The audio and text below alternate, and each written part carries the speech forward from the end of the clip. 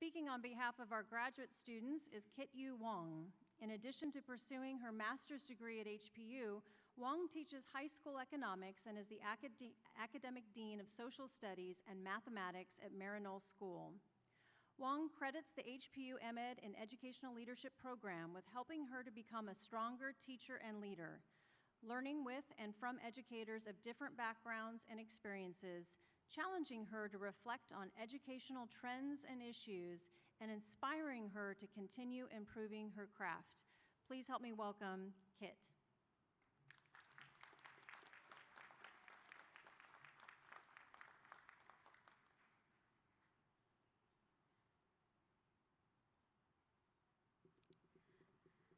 Aloha and good morning, administration, distinguished guests, faculty, staff, friends, family, and fellow graduates.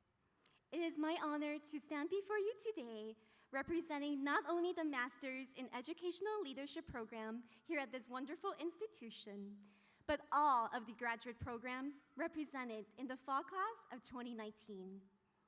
Today marks an important milestone in all of our lives.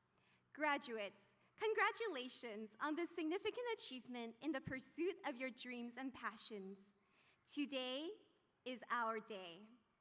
But today does not belong to just us. Our journey here may have differed greatly, but we all got to this moment because of the people who believed in us, pushed us, helped us, and cheered us on. To my loving parents and supportive husband, Kurt, to all parents, grandparents, spouses, children, friends, and mentors, thank you for your love, support, and sacrifice. Today is also your day. As I reflected upon my personal journey here, I realized that I chose the life of an educator because my teachers have been some of the most inspirational and influential people in my life. My teachers have nurtured my love for learning, encouraged me to try new things, and taught me the importance of diligence and grit.